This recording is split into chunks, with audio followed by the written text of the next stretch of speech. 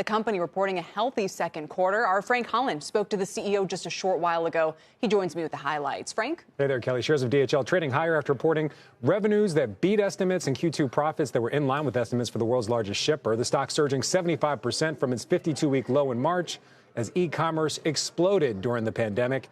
Here in the U.S., more than 85% of deliveries, they come from outside of North America. DHL says B2C deliveries in the first 2 quarters of 2020 jumped from 40% to 60% of volume year over year. DHL Express America CEO Mike Parra saying the softening U.S. dollar is also boosting demand for domestic products.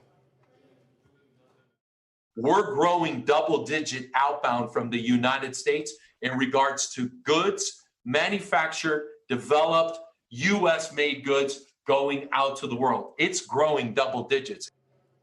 And in response to the increased volume, DHL is testing robotics in Miami to speed up package processing and maintain social distancing.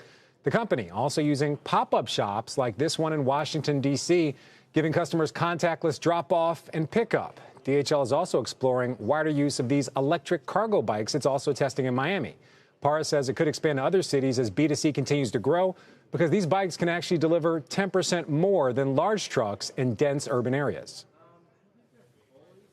You get an improvement based on the fact that you're going quicker to your stops. You're not having to find an appropriate parking space. You're not having to back up at the time. You're able to transact and do much more, both horizontally and vertically.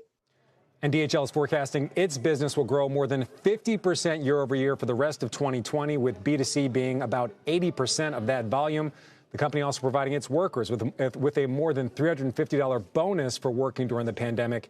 80% of its employees are frontline workers. Kelly, back over to you. That's fascinating, Frank, to see those electric cargo bikes. And it kind of gets to my question, which is how much of this kind of boon for DHL do we expect to last after the pandemic? In other words, is there a way that they can capitalize on how well they're doing right now? Or once that demand recedes, is it going to be kind of back to normal, so to speak? Well, you know, Kelly, I asked them the same thing. What's the forecast beyond this? Where do they see it going? The thing they told me is that the volumes they're seeing right now is what they actually forecasted for 2022. So they're clearly ahead of schedule. They've also hired, or in the process of hiring, about 2,000 employees here in the U.S., boosting the U.S. workforce by about 20%.